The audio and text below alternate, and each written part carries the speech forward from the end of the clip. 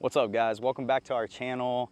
This is Bianca. Hello. And my name is Sean. If you're new here, go ahead and like and subscribe to the channel already, because this is about to be a banger of a video. Nah, for real. It's a chill day. Right now we're in Outer Banks. We're heading up the Wright Brothers Memorial. So we got a little hike up front. Up ahead, it's not too bad. But it's the highest point in the Outer Banks. So once we get to the top, you'll be able to see pretty much the whole scenery. We're coming in the afternoon, so this place is getting ready to close. I think she said 5 o'clock is when it closes. Yeah. So we just came down to check out the scenery, beach, and then we're probably gonna get something to eat at one of the good seafood spots. So that's kind of the plan. Behind us is where all the locals will come and land their small planes. I flew into the airport, or it's not really an airport, it's really a grass field. I flew in there before, and it's a nice little spot. If you have like a little weekender plane, you can come fly in, land, lock up, and then come and enjoy the amenities that the Outer Banks has to offer. So, cool little spot. I'm gonna flip the camera so you guys can see where we're going. So all around, kind of pretty sick. So once we get to the top, I'll do like a little panoramic view of everything. Oh, it's pretty right here. Yeah. Right up top. Get done taking a picture and then we'll walk up there. All right, made it to the top. That was a little bit of a hike. So up here, you can pretty much see all of Outer Banks area, outside of Duck and Corolla. That's to the left. That's like way down there. But all along here, it's all up. And then the bridge over here, that's what connects over to Manio side.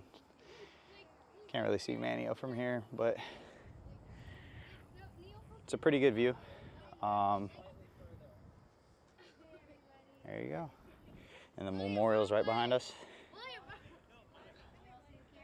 There you go.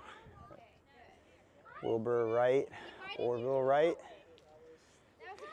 It's mine. Oh. Yeah, I think this side's a better view. So like when you come into the area, and hopefully this mic is muffling out this wind, because the wind is kind of brutal over here, but it feels good because it's 90 degrees outside. But over here, that's where you come in, entrance right at the front right here, and then the museum is over here. We'll hit that on the way back because, like I said, we're coming kind of at the tail end of the day. So they're going to be closing up soon. So we're going to try and rush through it, but still give you guys a good gist of what's in there. But this is a pretty view. I love this area. Get up there, get taller. How tall is you? No, you're still short. All right, we're gonna head back down shortly and hit up the museum, and then we're gonna try and see if any of the lighthouses are open to where we can go at the top and kind of check and see. If not, we're gonna hit the beach for a little bit and then go to probably the oyster bar. Let's make our way back down. Face the other way. What are you looking at? All right, so we're on our way to the actual museum spot. We're leaving the actual memorial statue at the top of the hill. So the way that it works is it loops around. So if you flip the camera around, babe. Yeah, so like up here on the right is just another memorial section. I think that's where like the kiddos can go over and like play around on the plane and stuff like that. There's a statue over there, and then if we keep coming around up here on the left, it'll bring you back towards where the entrance is. And then we're gonna hook a left once we get closer and then go to where the memorial is at, like the museum. So that's where we're heading at right now. I'm walking up to the memorial now. That handicapped entrance, you know I'm disabled. I can go up there. No, we're gonna use the stairs. Let's look at this plaque.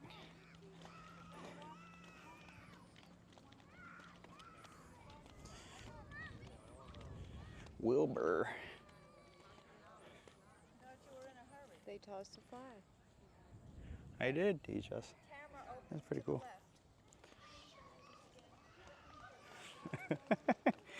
They sound like us. Camera open to the left. How we get in here? Here's the door, I think. It has a big plane in it. Entrance. I got you. Go ahead.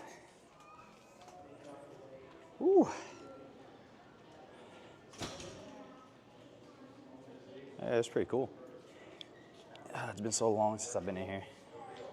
I don't think I've ever been in here. Yeah, it's been a long time since I've been here. So is this supposed to be like a replica of the original? Yeah. Number 4 power. Let's go around. Let's see it from the front.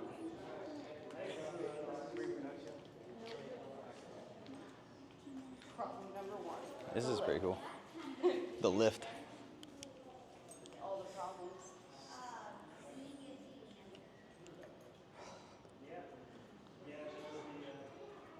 So we're big museum people, but I like to go through museums pretty slowly and read everything.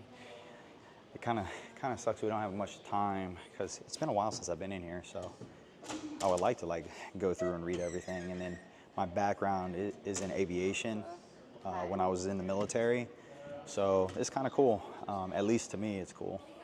You know, some other people this might be boring, but this is how it all started here. But yeah, it's a nice little museum spot in here. That's pretty cool.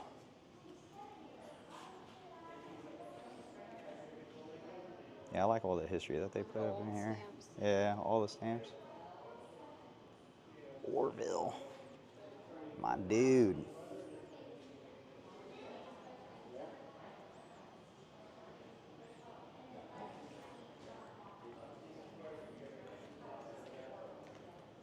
I like these little models right here. This is pretty cool. This was the front. Yeah. Yeah, look at the dude laying down. Jesus. That's crazy. They controlled this thing with that. That's pretty sick. Imagine just flying up in the air like that and you're just laying on the wings. I can barely fly just sitting on a plane. That's pretty cool. And they got the giant model over here. That's pretty cool. Go around to the other side. Problem number 2. Yeah, problem number 2. Control and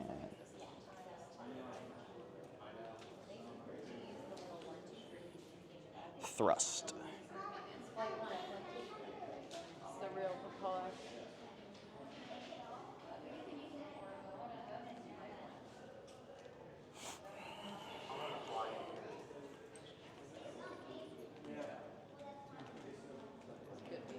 This is pretty cool. All right, and then if you go to the right, this is where all the exhibits are. Nice portrait. Yeah, it's pretty dope. It's pretty sick.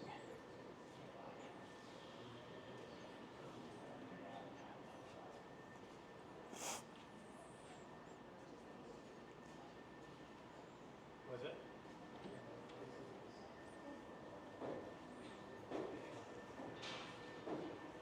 Success. dark in here.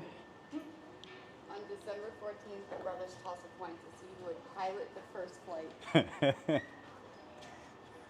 Wilbur, but he stalls out. Orville's next. He's the first to fly on December Yeah, 17th. yeah. I remember that. Probably stalled out because he was a little chunky, huh? Like too much weight on there. Stall.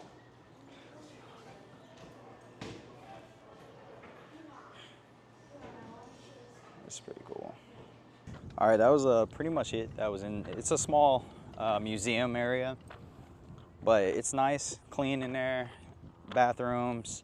They got the help desk, and then like a little. What do you call it? Like a little shop, yeah, a little store, souvenir store when you walk out. So, nice little spot to stop in. This area doesn't take much to like go through it, but sometimes they'll host different events. Last time I was here a couple years ago, they had like a what was it? Like an aviation memorial thing where they brought out like old planes and stuff like that. So it was pretty cool. But if you come on a day that they don't have like events going on, then it's pretty quick to like go through everything and just kind of like chill out. Like we said earlier, we're here on a later afternoon and we're going through things pretty quickly. And yeah, just a chill day. All right, on to the next spot. If you come here, you know, renting a vacation home or just coming for the weekend or what have you, there is a golf course here. You have the 2 state parks, and then you have multiple lighthouses. Bodie Island is at the end of the where the main strip is. So when you're looking down here, there's, you know, this is the main road when you get all the mile markers. The left side is the beach, the beach side, that's the ocean side, and then the right side is the sound side, and that's where the bay is. So when you're selecting your vacation rental, it's kind of like key to know the difference, especially if you plan on going to the beach more. If you don't plan on going to the beach more and you want to drive up and down, maybe go to Kerala and see the horses, because you can drive on the beach and you know, see the horses there, then you might go on the sound side and get a vacation home, a rental on the sound side. To the right is the only hospital in the Outer Banks, and that's pretty much all you got down here as far as like an emergency room. If you have a severe emergency, just keep in mind that they'll probably fly you out of here. Other than that, they'll do like quick stuff there, and that's pretty much it as far as hospital goes. Also to the right, that's where the outlets are, right after the hospital. So you're gonna have all the outlets over there. Duck Donuts. There's a lot of Duck Donuts down here. I think there's 3 of them, if I'm not mistaken, just like within like a couple miles of each other. All right, so the golf course is over here to the right. I've played on that course twice, and it's a really, really good course. Greeneries are nice. Here's the greens. You got a couple vacation homes that butt up against the course, and I've never stayed in any of the vacation rentals over there, but I've heard that they're really, really, really nice as far as amenities goes. You have access to the golf course, so if you're staying there, that's like a spot that I would suggest. There's also a resort area towards the back on the sound side, and I can't remember the name of it right now, but it has like a small little water park attached to it. And then over here, you have a lot of miniature golf courses here. And then behind the miniature golf, you have the adventure park. It's similar to the Virginia Beach Adventure Park that we're gonna film, and we'll post a video and show you guys there. But the one over here is pretty cool. Kiteboarding and everything is set up over here, so you have a lot of people kiteboarding now, right behind the restaurants. Again, some more putt-putt and then some more outlets as well. The aquarium is actually on Roanoke Island, so you have to keep going up here and then turn right, and which is also on the way to Manio, but we're gonna turn left over here. All right, so the drive towards Bodie Island is about 5 miles from where the split is, you know, off the main road. So it's a little scenic drive. There's really nothing over here as far as like stores and things like that. So you'll enjoy a little 10-minute drive towards the lighthouse, and it's all greenery, no restaurants. All right, pulling into the lighthouse area. I got parking over here, and the welcome cottage is in the front. I think they're doing reconstruction inside, so we might not be able to go inside the lighthouse right now, but we can, you know, enjoy the scenery and kind of show you where, you know, where to go if you guys come here and vacation. If you guys are interested, this is the ticket information. All you have to do is, you know, scan the QR code when you get here, and then you can select your time and stuff like that. The climbing times, it looks like it's 9 a.m. to 5:40 p.m. Ticket sales start at 7 a.m. But then these are the programs down here. Ranger program. It looks like it's open now, so we're gonna try to get tickets and then go in.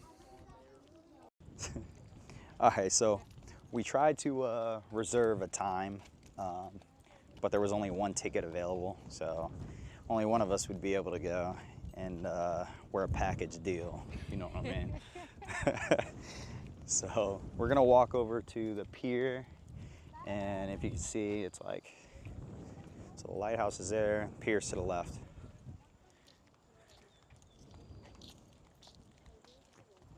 All right, so the pier right to the left of the lighthouse. They got bathrooms over here to the left. My suggestion for anybody coming is to reserve your ticket and slot online, like when it opens. That way you can like kind of plan your date around it. Last time when I came, but this was years ago, it was like, you know, first come, first serve, and then you can like walk in and up it.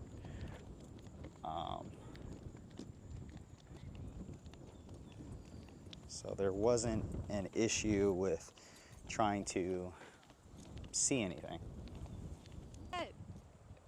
All right, the lighthouse right here. We're about to walk towards the end of the pier over here to the left. And yeah, usually lighthouses aren't painted that color. You know why this lighthouse is painted black and white? No, babe, but I'm sure you do.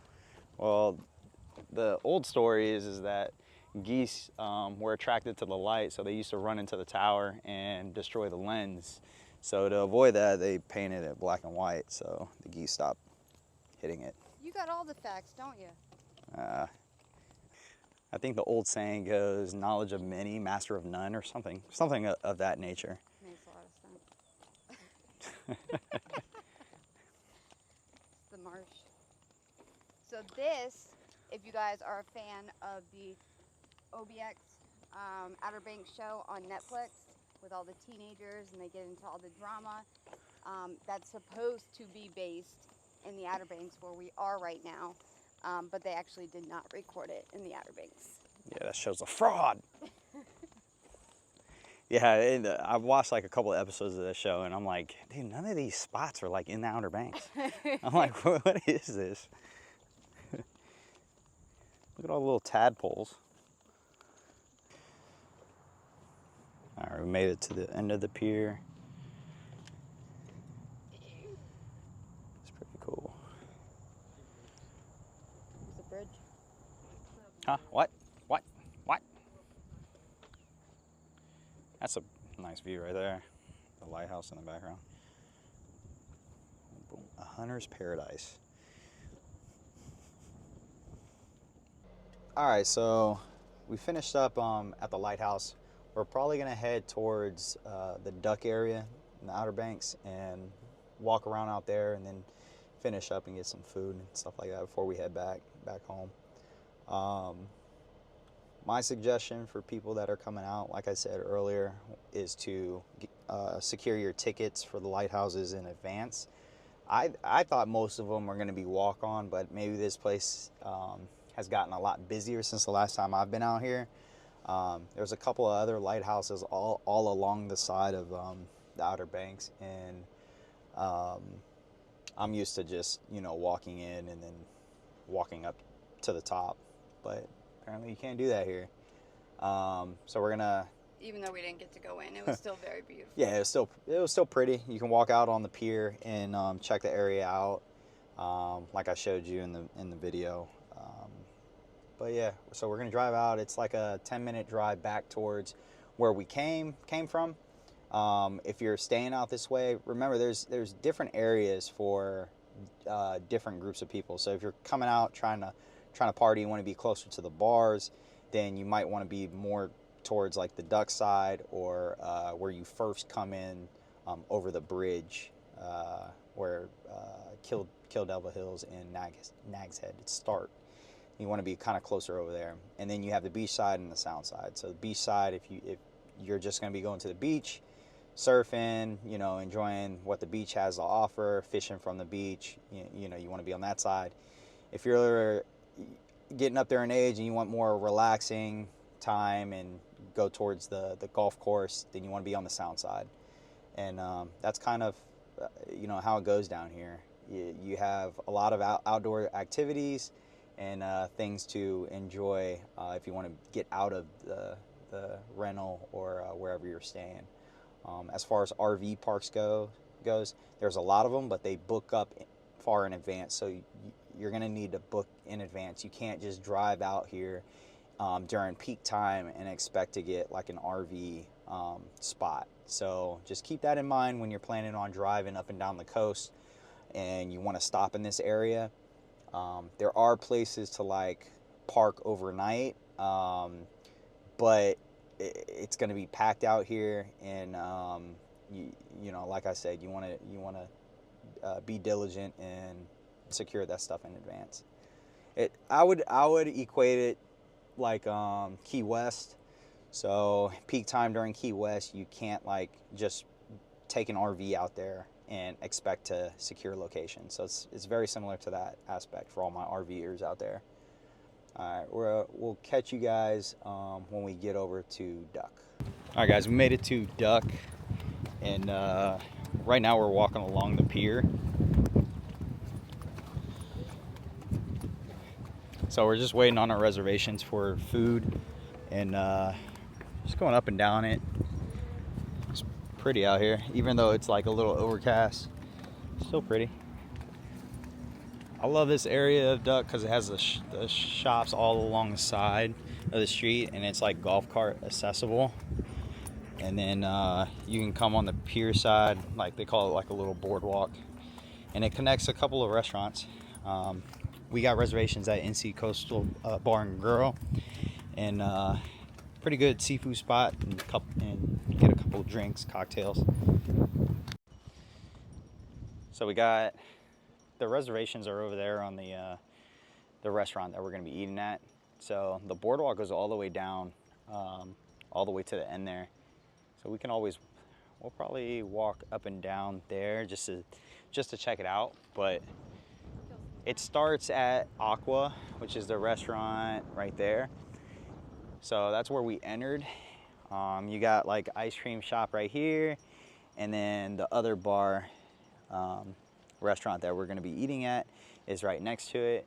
Across the street is some more shopping. So I don't know if you can see it through the cutaway, but we're going to walk up and down here just to, you know, check out the scenery and kill some time before our reservation.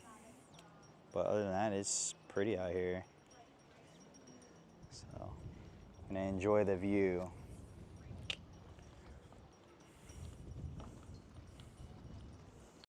All right, this menu was like absolutely delicious. It's one of my favorite restaurants. For appetizers, we had the oysters. They're called NC Coast oysters, and then the Mexican poutine. It's just super good. These entrees were delicious. I told her to order the tomahawk chop, and then I got the shrimp gumbo, of course. You know, I love my gumbo, and this food was just delicious. It was on another level. We'll eat again. All right, guys, we just finished eating. We're pretty much walking on the boardwalk now, and Bianca's over here about to sit in a giant chair.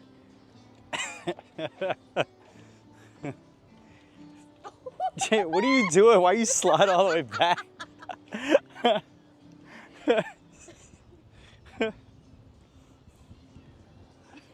So it's pretty over here. We're on the boardwalk. You need help? Climb, sit on chair at own risk, as we saw. The food was amazing. Food was really, really good. So good. Yeah. And hopefully you guys liked the video of all the food. And I'll do like a little voiceover for you guys. And now we're just gonna walk and enjoy the sunset along the pier and call it a night and probably head back. So thanks for watching and stay tuned for the next one. Peace.